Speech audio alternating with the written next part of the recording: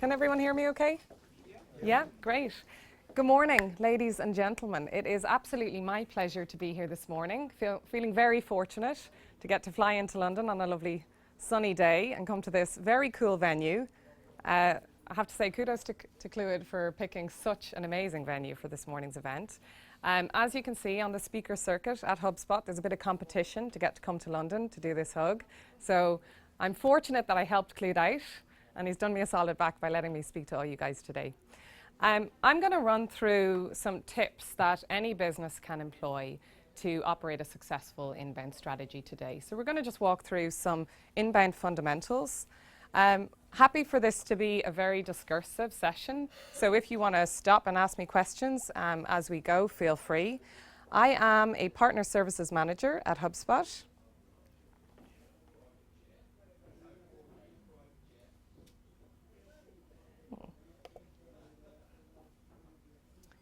Is this moving for me? Apologies, guys.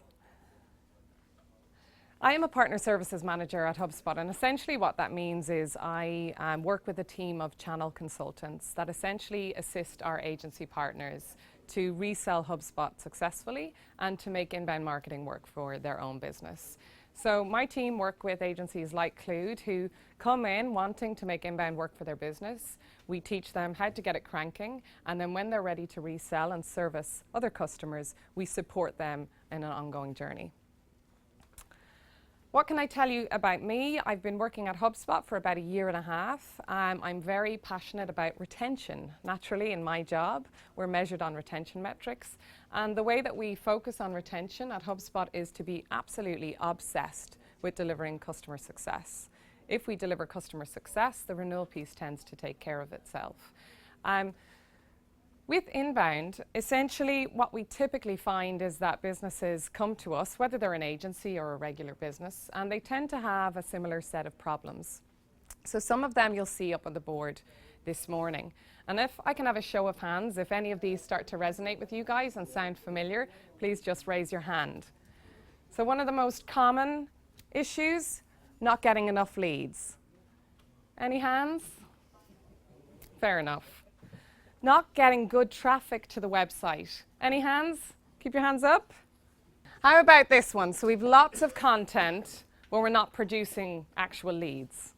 So we're writing and writing and writing, but nothing is really coming through. Any hands? Does that sound familiar?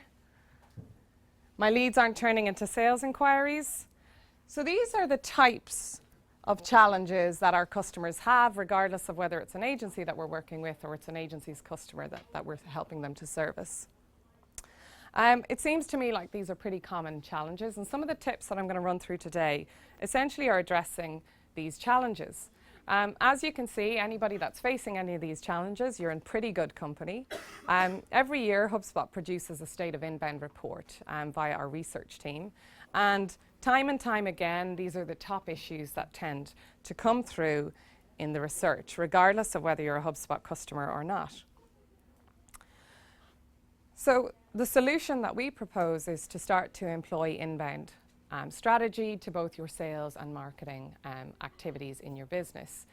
It's important just to reiterate here for anyone that's not familiar with the concept of inbound marketing, that with inbound, what we're essentially doing is trying to focus on attracting good fit leads or opportunities to your business. And we do that through producing meaningful content that can enable you to have meaningful interactions with potential customers.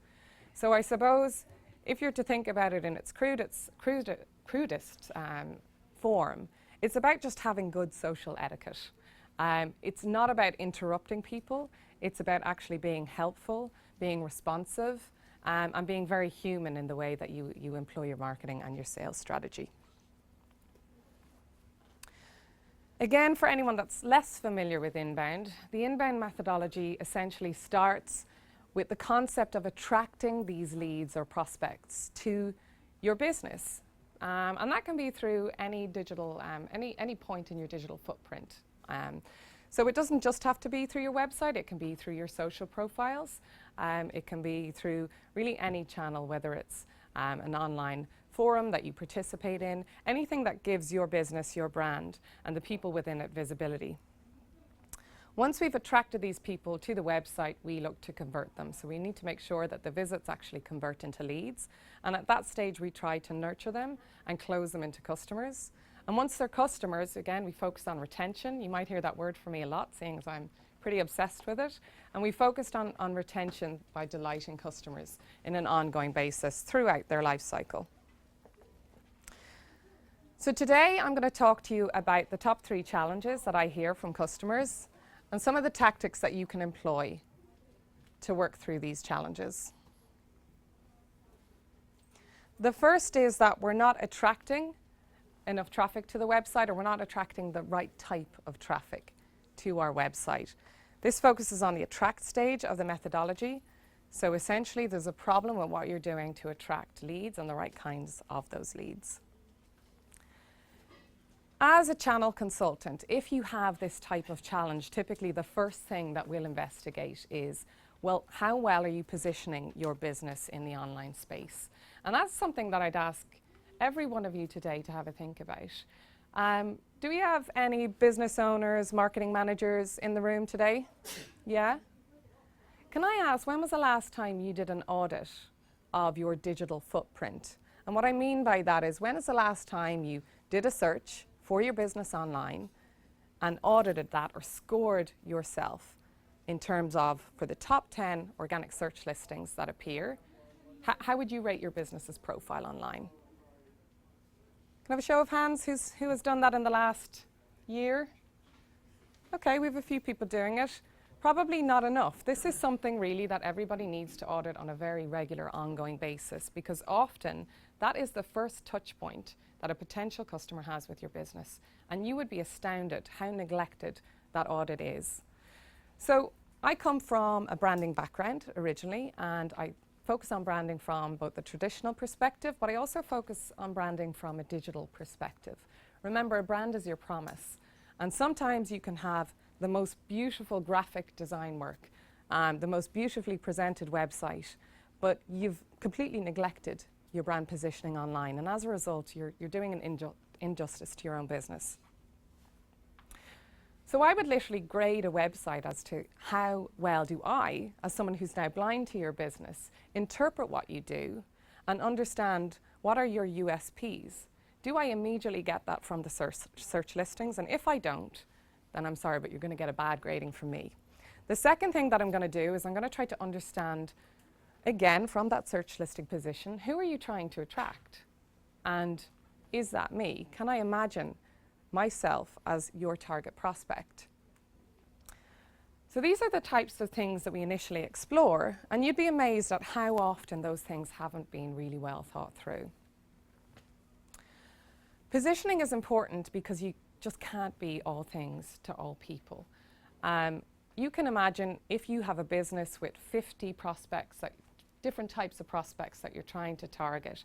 Imagine the amount of content you'd have to produce to target those prospects in a meaningful and customized way.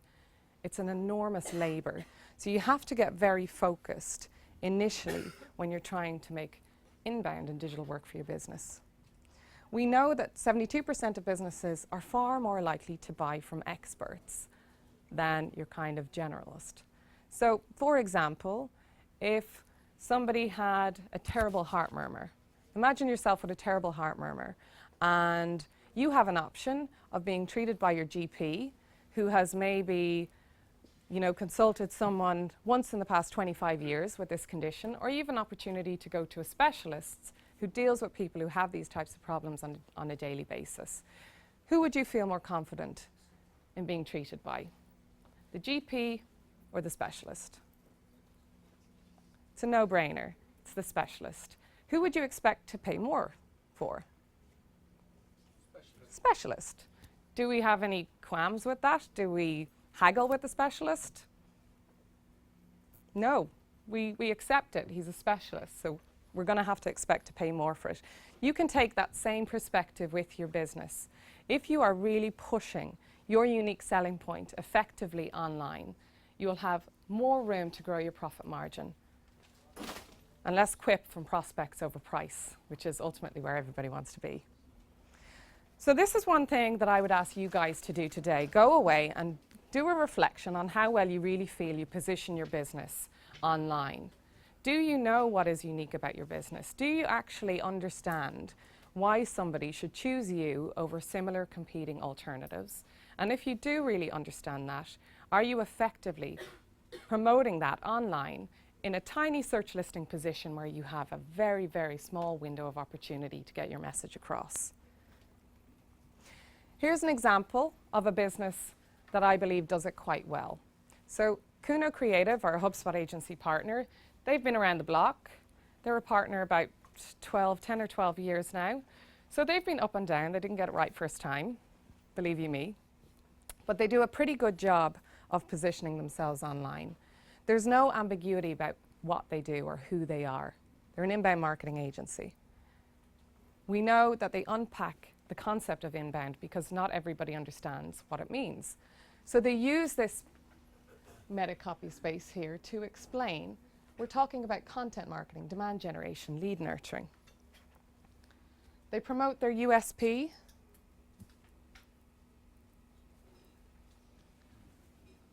Highlighting that they're a HubSpot partner and what their tier status is. And then they have these guys on highlight here. So these are their key service areas of delivery. If you take a look at a business that positions themselves well online, you'll see that they have a consistency in that messaging across every digital profile. And again, that's something that as a business, it's your responsibility to look after.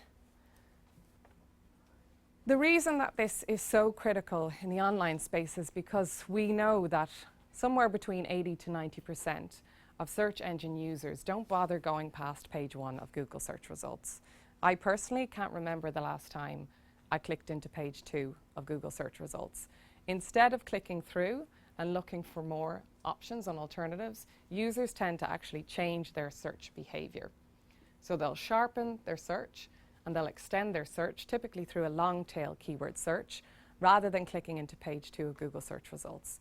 So the hard truth is, if you're not on page 1 for the keywords that you feel as a business are fundamental to rank for, then unfortunately there's just no point in even putting effort into that activity.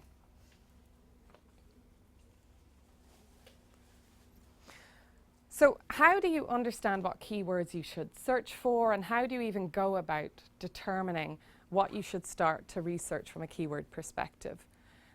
The best place to start really is to fall back on the personas, the people that you're trying to attract to your business.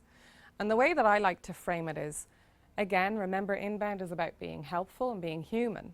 Think about those prospects and the things that keep them awake at night. So in their business, the stuff that's stressing them out, can you, as a business, solve their problems? And if you can, you need to start there. Imagine at the outset when they're having a problem, what are the types of things that they're searching for online when they're looking for help? This is definitely a useful starting point. Where most businesses go wrong is they start optimizing their website around the products or the services that they sell. They're the most competitive keywords that you can try to compete for, and it's going to be an enormously difficult and ongoing, enduring battle to retain good search listing position for those keywords. If we actually take the reverse approach and start with the prospect, their pain points or their challenges, their aspirations, what they're trying to achieve, and start all of our strategy from that perspective, we can start to build a keyword strategy from the top of the funnel to the bottom of the funnel. And that enables us to compete more effectively, to drive more traffic, higher volumes of traffic, and to have a healthier top, middle, and bottom funnel of leads for nurturing. Once you've developed your keyword strategy, and you can use, there's lots of different keyword tools on the market. Is anybody in the room not using a keyword tool to help them analyze what keywords they should be competing for? Yeah? Okay. So there's lots of keyword tools that you can use. Some good tools include tools like keyword.io, which will help you kind of stimulate keyword ideas. HubSpot offers a keyword tool that will essentially help you determine which of the keywords you're interested in are either difficult to compete for or more likely for you to be able to compete for, and how many of those terms have a high versus low search volume. Obviously, the bullseye targets of a keyword strategy are terms that aren't too difficult to compete for and have a really nice volume of monthly search traffic. Once we've determined what your target keywords are, we can start to optimize the pages on your website. And this can be a really quick win for any business, because if you re-optimize the pages on your website with keywords that you know you can compete for, you can automatically see a real lift in the volume of traffic that you're driving to your website. Because we've oriented all of these keywords around the persona, we know that we've a greater chance of driving the right type of leads to the website as well. Another tool that you can use if you're a HubSpot customer is our content strategy tool. Anybody familiar with this tool? Yeah? So we have a few hands in the room. That's great. This is a very new tool that HubSpot have built. In my opinion, it's probably one of the most groundbreaking tools that we've built over the years. The reason being that anyone that has done that exhaustive keyword research and spent hours trying to refine the keyword strategy, going through reams and reams of data to identify those targets, it's a pretty labor-intensive job. It takes a bit of time. Does anybody in the room focus on that? Yeah? So it's not the most fun task, I would say, in setting out your inbound strategy. This tool takes away an enormous amount of that pain. So essentially what this tool enables you to do is you can decide on a topic area that's of interest. It might be a service or a product that you sell. And this tool will help you identify what iterations of keywords you can use that are in and around that topic. It will help you identify the keywords that you can realistically compete for and keywords that are worth targeting, because we know there's a certain volume of monthly search traffic associated with them. Very quickly you can build out the framework of an entire campaign. And you can use those keywords then to optimize all of, say, your blog content or your video content. And that will enable you to then drive that traffic to your website. The real beauty of this tool is that essentially you start to develop an authority around a subject matter. And that's very important for anybody that's looking to improve their organic search listing positions or their website's domain authority around a particular topic area. That's how search engines work today.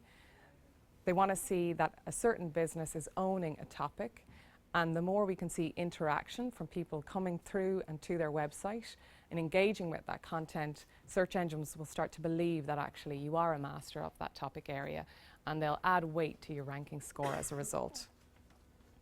So definitely worth checking out. Brand new tool if you're a HubSpot user. Take a look at it, or if you're not a HubSpot user, feel free to do a demo. There are probably other similar tools out in the market that you can use. All of this entire tool has been designed around the idea of pillar content and cluster content.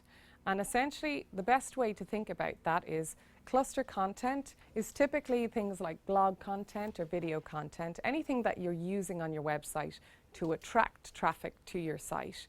So content that you can optimize around good quality keyword targets, and equally content that we know is going to be of interest and going to be engaging. Once we have them on the website, we need to convert them. So we use pillar content, or what I prefer to call conversion content, which is a higher value piece of content that we can gate with a form. And that's what enables us to actually capture leads on the website. When HubSpot started orientating around this methodology of building campaigns around topics to become an authority in a subject matter, we actually increased our own traffic to the website by 50%.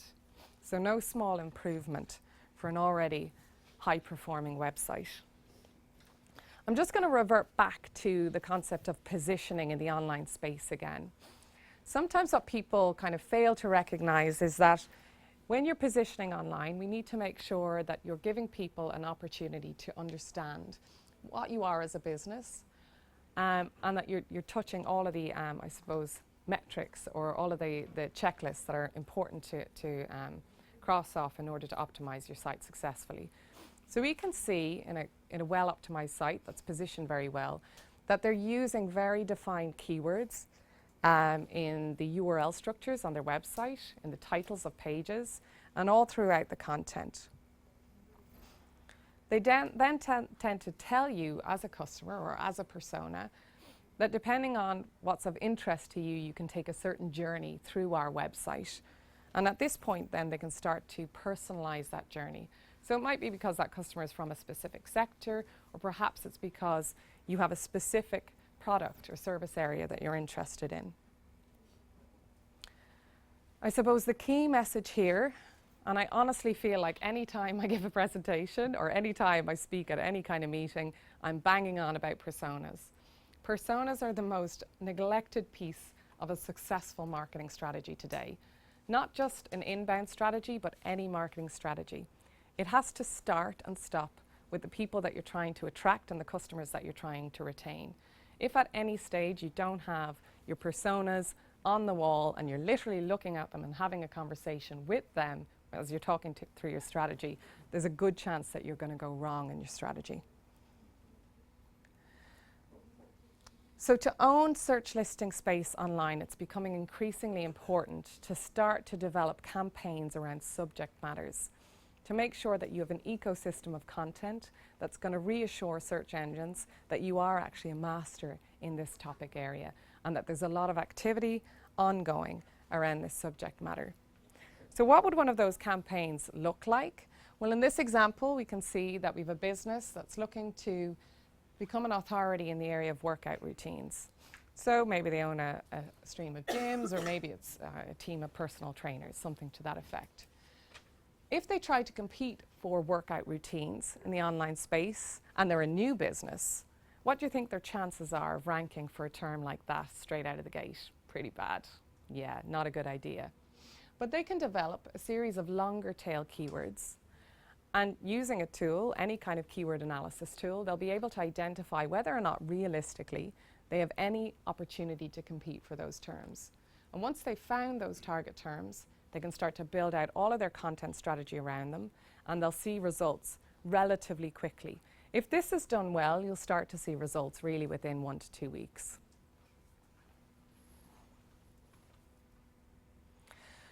So in summary, what am I trying to say? Ensure you're conveying your positioning consistently, not just on your website, but across all of your digital footprint. Ensure your content is developed with your persona at the forefront, always. Probably the most common mistake we see is that a business will have the SEO guys, and they live over here in some kind of secret far-off land, and they don't talk to anybody, nobody talks to them, they just shoot across some information or tweak some stuff on a website. And it's really siloed activity. If they haven't actually performed the keyword research and strategy with a true understanding of the personas in mind, then your content strategy is really at a disadvantage.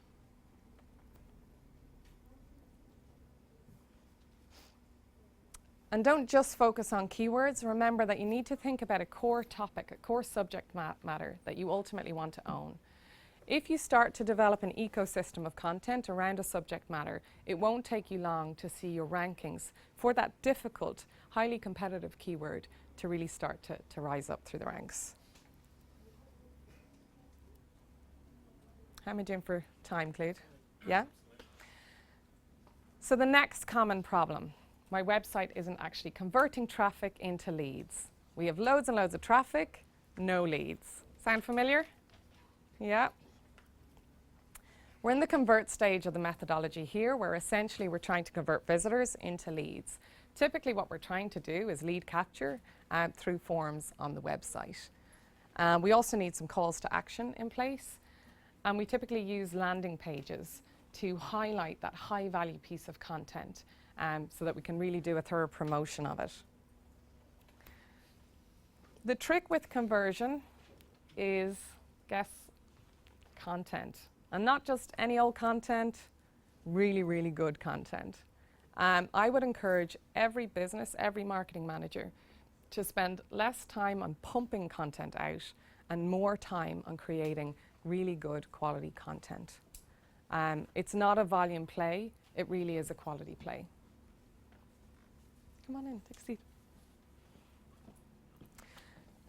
But you've probably heard tons of presenters come to you and say, write better content, make better content. And the truth is, actually creating content feels a little bit like this. You want to tear your hair out. Sometimes you write an absolute masterpiece, 20-page ebook, or the white paper, and literally you feel like you've earned a degree by the end of it. And then you get 4 views and no conversion, and it is literally soul destroying. The truth is that we need to actually change with the times. People don't have time to read. When was the last time anyone in this room, if I can have a show of hands, who here in the room read an ebook that was 20 pages plus, thereabouts, or a white paper, anything to that effect, in the last 3 months? 1, 2. If you're in college and it was homework, that doesn't count. Okay, so we're a dwindling audience. I don't believe it.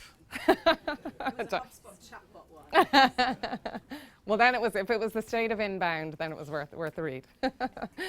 No, content is very hard to create. It's also very hard to consume. And remember that the nature of how people are consuming content now is very different to what it was in the past.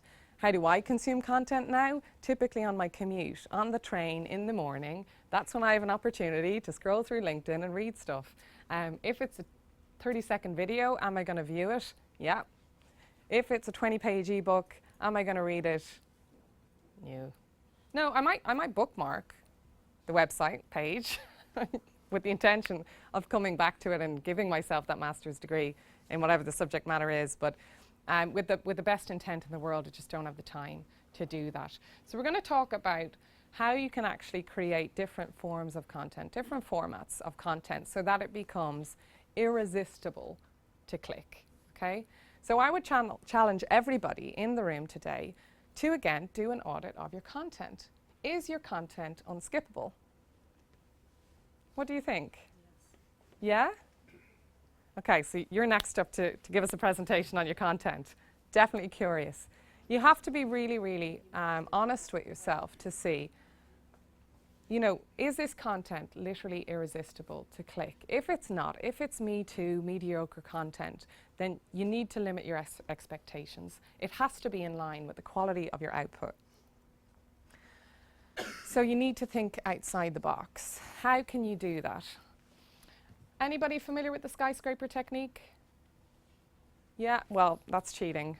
Also cheating. So Clúda's going to talk a little bit more, I believe, about this. I'm not going to go too deep into it because Clúda's going to talk about this in a few moments' time. The skyscraper technique is actually a really clever technique. Essentially what you do is you use sites like Bazumo, Ahrefs, Google News, Open Site Explorer to do a search for the best performing pieces of content around that subject matter, that topic area that you want to own. And these sites will essentially produce reports back to you and tell you what currently is the top ranking piece of content on that subject matter. And really this is a very fun game because you run through all of these topic areas that you're interested in having ownership of in the online space and challenge yourself to see, can we beat that? Can we beat what is currently the top performing piece of content in that space? And any good marketer that likes a bit of a fight will absolutely find something that they believe they can beat because maybe that content was time bound. Maybe it's about to go out of date. Or maybe you could do a better design. Maybe it was too long. Maybe you could produce it in shorter sound bites or maybe in a video format. Or perhaps it was just missing critical pieces of information. If you believe you can beat a piece of content, then you have a bullseye target of what you need to produce.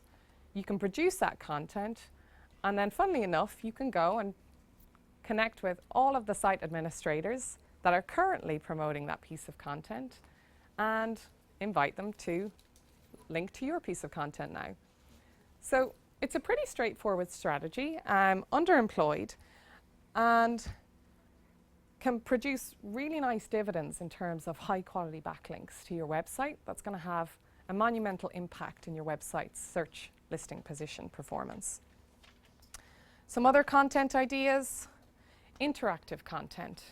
I'm a big fan of this. Again, it's probably because I have about a 2-minute attention span. And so on that train, on that commute, if I get to do a survey, that makes my day. If I get to play a 4-minute game, that makes my day. There's loads of tools that you can use, like SnapApp or Quizzer.com, that will enable you to very quickly produce surveys or interactive games. I mean, who in this room wouldn't take the Taylor Swift quiz? Honestly. We all know she has multiple personalities, and it's just human nature that you want to know.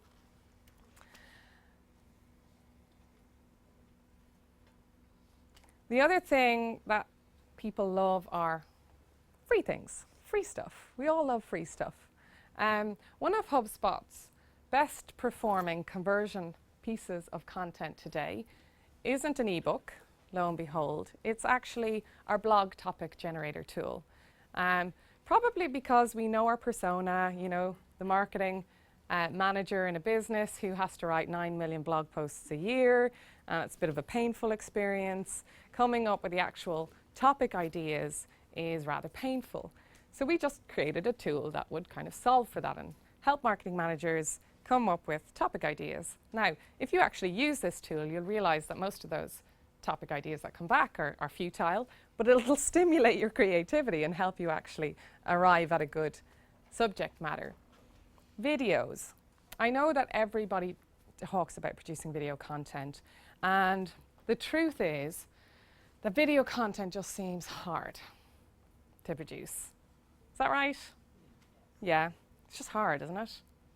Yeah? Wrong. It's not hard. It's not hard. That's just in your mind. I have a partner that I work with who produces video content almost every day. Here's his trick. He's an extrovert personality, in fairness. He just comes up with this arresting statement. He'll throw it up on LinkedIn. He'll say, 90% of marketers today have absolutely no idea what they're doing. Don't employ a marketer. You need to work with someone like me. And lo and behold, in his extensive network, he'll get quite a lot of pushback to those statements.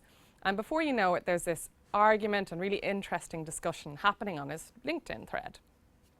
What he does is he lets that unfold for a little while, and then he sets up his video camera, and when he's ready to go, he presses record, and he makes that statement again, and he has a conversation off the back of those comments in that LinkedIn thread.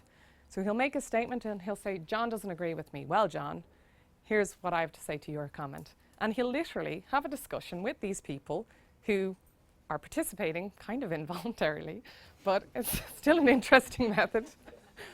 And they actually love it. It takes him about 30 minutes. He does a quick edit, chucks it up, puts it on his website. It's an incredible tool to attract people. And then he just promotes a high value piece of content off the back of it, and it's an incredible trick for converting leads. His problem is he has so many leads that he doesn't have the manpower to follow up with them.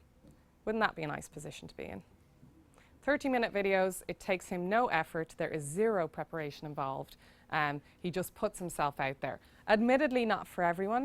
I don't do it myself, but a very good tactic. I think thinking that video is hard is a mindset.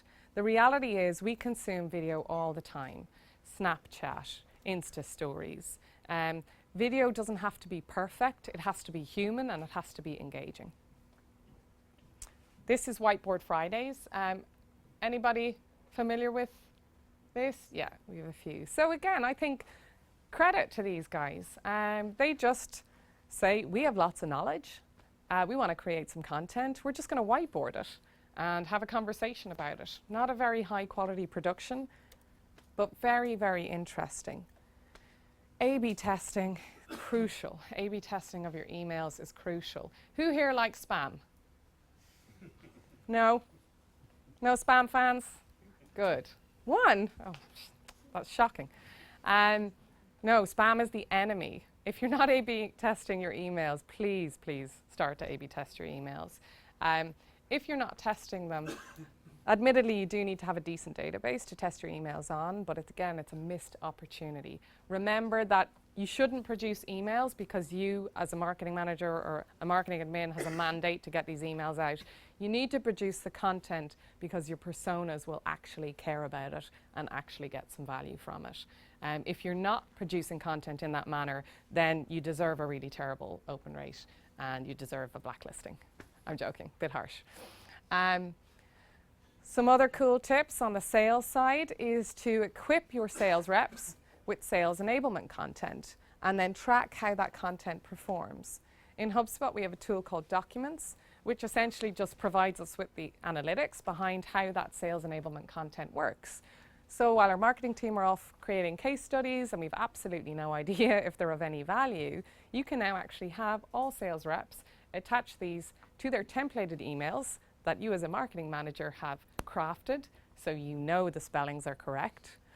And hey presto, you can see that the case study that you spent hours writing and beautifully designing and plumossing your customer to give you the go-ahead to produce is actually performing.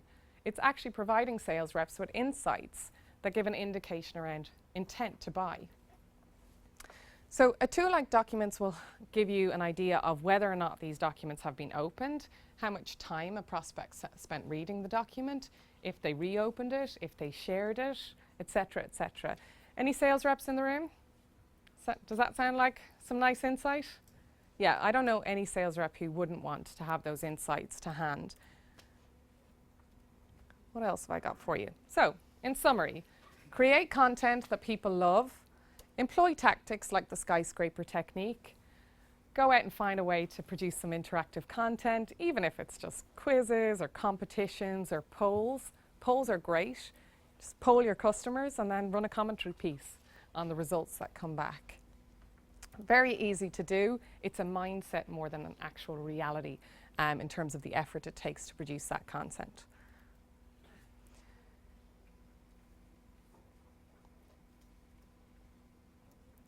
And use data to continuously optimize your content so that you have the insights to understand what is working. And if it's not working, stop and change your tactic very quickly. Any questions on anything so far? Just on the email. Yeah. I'm finding that a lot of the emails are going into people's clutter, so they're not seeing it at all. Okay. Is there a way of getting around that? So essentially that's the spam product that they're using. It's all about optimizing and trying to re-engage a customer. It is tricky. I would say that in the first half of this year, a lot of customers had some pretty tricky problems with email deliverability. I'm not sure if we've time for me to go into this. 2 minutes. So you might remember, you might know of Black Friday in America, happens in November, where businesses give discount codes, and all you need to do to get your discount code is provide an email address. Lo and behold, that doesn't have to be an actual real email address. You can just give them any old email address. And who wouldn't want a free discount code without getting spammed by a company afterwards? Bingo. Unfortunately for email service providers, this was hugely problematic because all of a sudden, December, January bounce rates from email sends were horrific because there were so many fake email addresses in the list that we were sending emails to. It produced no end of problems, and off the back of that we very quickly saw that spam product providers, email clients started to raise the threshold of what emails they would let through to customers. So they've kind of sharpened their focus. This is something that's external from HubSpot. It's not something that we can control or any email service provider can control. I would, if I'm honest, you're probably going to not like this response, go back to your persona and have a look at your email subject lines and the content within that email and ask, are we doing a good enough job to actually truly engage this customer? If the hook isn't really strong for that persona, if it sounds like it's promotional in nature, you're probably going to have problems with that.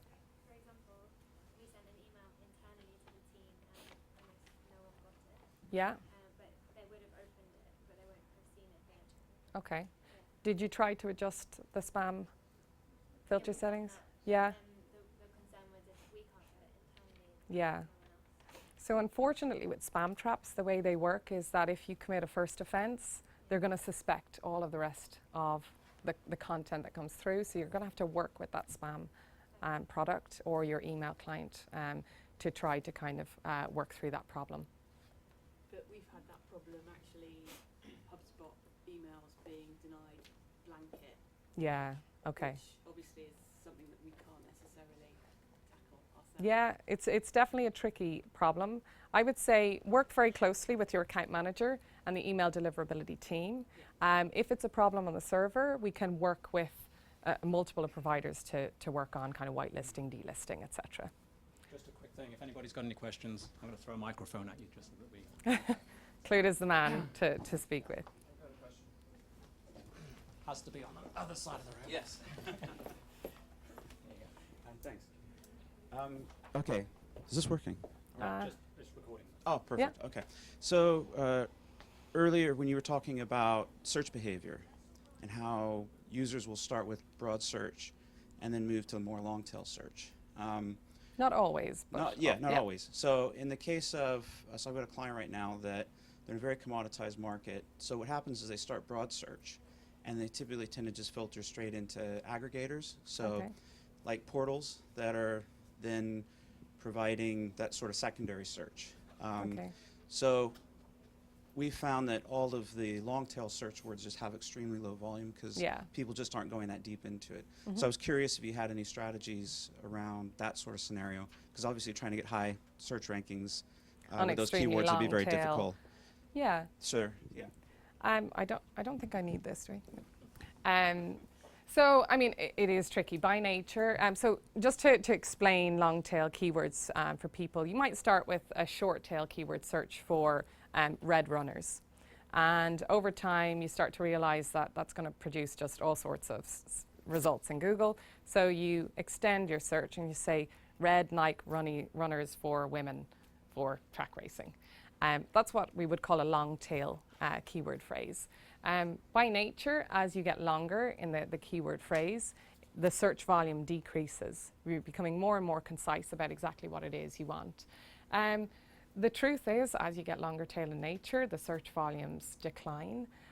So I would kind of refocus the keyword strategy and bring it back to a shorter tail keyword phrase. I wouldn't be able to kind of solve for it. If I can have a go at that one as well. I think the industry that you're specifically talking about is real estate. Correct. Yeah.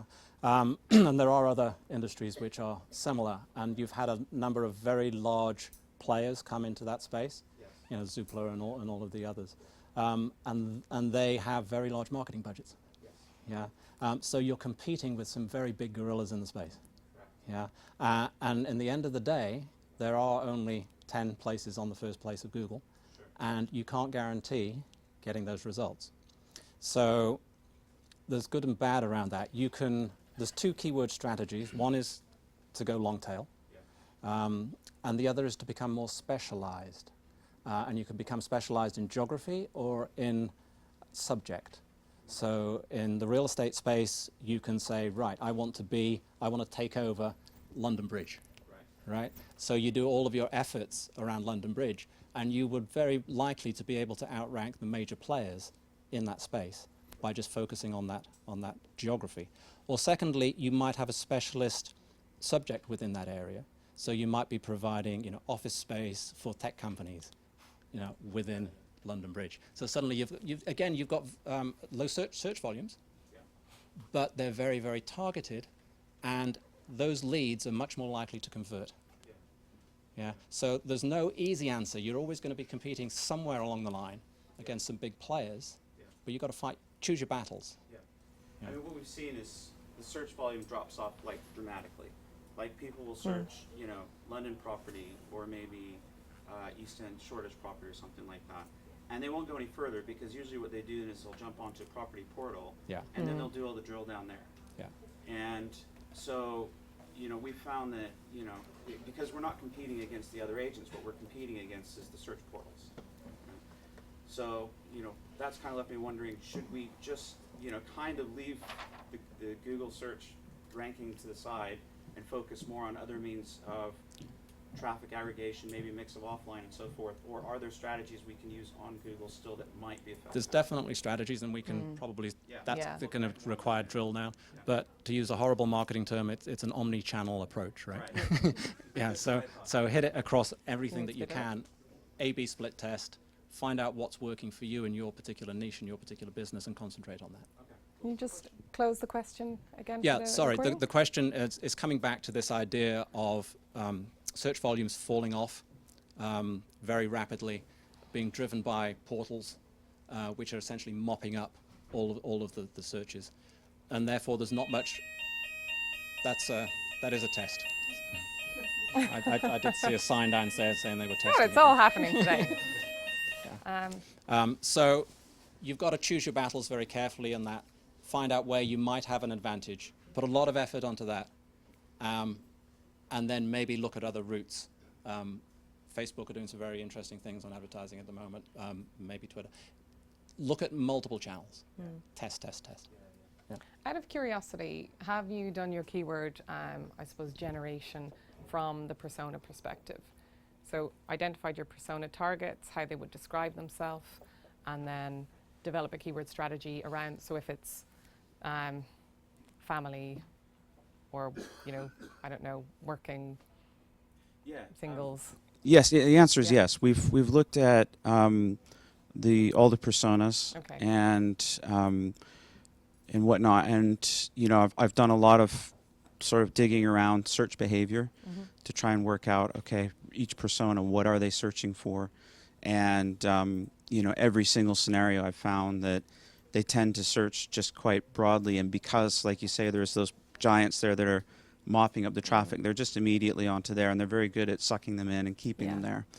And so that's been a bit of a sticky point for us, and so we've opted for more of an omni-channel approach, and I'm more interested now, I think, in maybe combining some PPC to try and push ourselves and punch out in certain key areas where it's still SEO competitive, but we feel like we've got a strong value proposition. Yeah. So. Have you got a really strong USP? Yes, we do. Yeah. We do. We've got, as far as brand positioning is concerned, we're very strong, very unique. We have tremendous feedback from clients, so there's a lot of positive around the brand, and we've really worked on articulating that sort of difference. And so usually when we have those conversations with the customers, they're very engaged. Yeah. But there's a lot of noise out there to punch through. So hopefully Clued can help put us straight on that. No doubt. I mean, just to close that off, you can beat the big players in this marketplace. And if you use Skyscraper, which I'm going to go through in a little more detail, I'll give you a couple of examples of exactly that in some very, very competitive spaces. I can empathize. I used to work for a company that sold booking engine technology. And as you can imagine, they're competing against the likes of Booking.com and TripAdvisor. So you're up against some pretty hefty giants in that space. Focusing on domain authority is fundamentally important, and having a real killer content hook that you can use to essentially shake MQLs out of an existing database or any existing channels is kind of key to what was successful for us in that scenario. Cool. Great. Cool. So moving on to closing leads. Typically, a business at this stage is in a position where they have the traffic, they have conversion rates, but no customers. We don't have enough time for me to go through a really comprehensive strategy and to close customers, but here's a couple of ideas that you can start to implement straight away. One of the, I suppose, eureka moments that HubSpot's marketing and sales teams had recently was the realization that we had sales reps spending too much time trying to nurture leads, which just isn't their strength. So the marketing team have worked harder to help reps free up more time to just focus on what they do best. What we're using is tools like email templates, so the marketing team can actually build out the templates, and then every sales rep can go in and just pick out the template and issue it off. This will come already pre-packed with sales enablement content, fully spell-checked, consistent in brand messaging, a marketer's dream. Sequences is essentially workflows, but for the sales side of the organization. So again, marketing can work with sales to set up a sequence of emails that a rep can send out if, for example, somebody requests a callback. So it might look like something along the lines of, thanks for your inquiry, here's a link to my calendar, please book any day or time that suits, a follow-on email if they don't book, and then a breakup email following on from that. So it takes the dependency on the rep actually remembering to follow up with that prospect out of the equation. It makes it a much more reliable follow-up process. And documents, again, which is what I referenced earlier, where you can essentially track the performance of your sales enablement content. Meeting customers on their own terms. Again, you'd be surprised how many businesses don't make it easy for a customer to choose who they want to speak to and when they want to communicate with them. I had the horrific experience this week of trying to get some money from the bank. I can't tell you how difficult they made it for me to actually purchase one of their loan products. It was awful. I couldn't do it within, outside of the hours of 10 to 5. You know, I had to communicate via mail, which was shocking. It was just absolutely so enormously difficult for me to actually find the time to fit into their schedule to buy their products. It's quite incredible. Some of the things that you can use are a messenger service on your website, or a calendar functionality where a prospect can just go in, access any of the open slots in your calendar and book time directly with you then. And finally, equipping your sales team with knowledge. If you actually give your sales reps really, really meaningful insights around when someone has opened, so a prompt to say your prospect has opened your email, your prospect has read your collateral, and here's a contact record giving you an indication of every interaction they've had with your website or any of your social channels. These are super powerful insights that the sales reps can take to know who they should prioritize from a lead follow-up perspective and what kind of conversation they should have to close that lead out. The email notifications tool is something that I assume a lot of people are familiar with. Essentially, this just is a little spying device that tells us when someone has opened their email. Great from a sales perspective, horrible from an account management perspective, because you have to follow up really, really quickly. The Charlie app. Anybody in the room familiar with the Charlie app? Yeah, so the Charlie app essentially attaches itself to your calendar, and for every upcoming meeting that you have, it will do a scan across search engines to see what is the latest news for that contact. It does that by essentially taking the email domain and running a search across search engines for any relevant content that it believes would be useful for you to have in advance of that meeting. So prior to your sales conversation, you can know who the latest person promoted in the company was, what awards they've won recently, etc., etc. It'll also give you a nice summary at the start of your day to remind you what meetings you have coming up. So again, on that commute into work in the morning, it's a nice little reminder to help you start getting organized. So in summary, give your reps more time to focus on their strengths. Use technology to remove a lot of the manual tasks and the human error from the sales processes. Things like email templates, sales sequences, automation of any form. Meet your prospects on their terms. Make sure that you make it really easy for those prospects to meet with you. No harm in doing an audit of what that journey looks like at the moment. And then finally, equip your sales team with all those useful insights. And then you should look a little bit like this baby here on the right-hand side, who is absolutely ecstatic because you've really made their lives an awful lot easier. So without further ado, that's everything from me today. I hope you've got some useful, actionable things that you can take away, and happy to take any questions that you might have. Yeah. I've got a question. Sure. Uh-oh. Oh. Uh-oh. Because one of the things that I'm always asked by marketers is content creation, right? You've talked about authority content, and that's something I'm going to talk a little bit about later on as well. An ideas generator is fine, but what is the key thing that people can use to generate new content ideas? I mean, how do you actually make yourself stand out from all the noise? Because that's what it is at the moment. It's very easy to set up companies these days. Yeah. It's very, very difficult to get heard. How do you rise above the tide?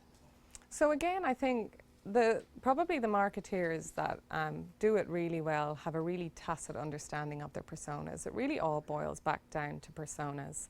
How much time they have to consume content, what their day-to-day looks like, what topics are of interest. Where you get really powerful content being produced is where everything starts to align in an inbound strategy.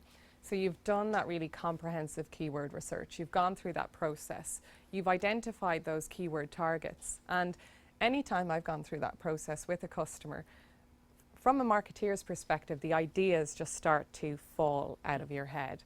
You have a really clear bullseye. And ultimately, because you're orienting all of that keyword research around a content topic that you want to own, which typically relates back to the services or the products that you sell, you know that ultimately all of this content is going to be aligned. So just keeping your persona at the center of that will make it much easier to come up with content ideas. Then you need to think about format. And really, people want faster to consume content nowadays. So I would say it's a bit more of there's a bit of science, there's a lot of art, and there's a lot of really deep, thorough understanding of your persona that's required to make good quality content. One of the things actually that we've found quite effective, because people, and we're going to talk a little bit about video later on, talk about skyscraper techniques, is just sometimes the sheer volume that you have to create as a marketer for the company, right? You've got a year content calendar to produce. Just one idea, I mean, look around, right? We're all together in this room. We've got presentations, we've got video, we've got several different speakers. People in their own companies can put on events like this. Doesn't have to be a national event, doesn't have to have headline speakers, but you can run seminars, you can run workshops, you can have authority within your own industry come and talk at those things. You can hire a great video guy, film the thing, you can transcribe it. How long did it take you to create that piece of content with Dan and David? You personally? Well, it took me maybe 30 seconds. 30 seconds, that's not bad. Because that was an email. I've worked with those guys, as you know, in Dublin. And I just begged, right? So I said, look, we've got this hug coming up. I need it to stand out. I need to make a bit of a splash. I need, actually, the American team to stand up and wave and say, look, hello to London. Because London is a key market for HubSpot. So I wanted them to actually say hello. They were doing some filming anyway. They were doing they do training all the time, right? Yeah. So they just tagged. That's convenient because they have a marketing team who can They tagged that produce that. that clip. All I asked them for was 60 seconds. I actually asked them for 60 seconds hello, filmed on their smartphone. So I didn't ask for production. I didn't ask for anything. Did you give them a script? I said, introduce the group. Say hi, and give me a couple of tips that you would suggest to the group. And I'm going to play another one later on with David's tips. And that's all I really asked for. They tagged it onto a professional shoot that they were doing anyway, and they put the top and tail to the thing. Suddenly, I've got a video. And to that end, I touch on, think about the repurposing then that you can do with that piece of content. So for the next upcoming event, you have a brilliant piece of content. You might even be able to use that to get real buy-in from those guys to come over and speak at an event if the feedback is really good. So I think it's really just about being creative, thinking outside of the box, and keeping it super relevant to your audience, and just bearing in mind that format is becoming increasingly important because people no longer consume content the way an awful lot of marketeers create it. But remember, you can repurpose content. You know, this might be a video. It can then be transcribed. Yeah. It can be turned into a blog post. It could be turned into an ebook. Yeah. It could be turned into 1 million tweets. Yeah. Right. Suddenly, you've got probably 6 months content from just a half day session. Yeah. So think about that. Think about how you can actually add valuable content for your personas. Yeah. Right. Great. Okay. So, thank you, Karen. Super. My pleasure.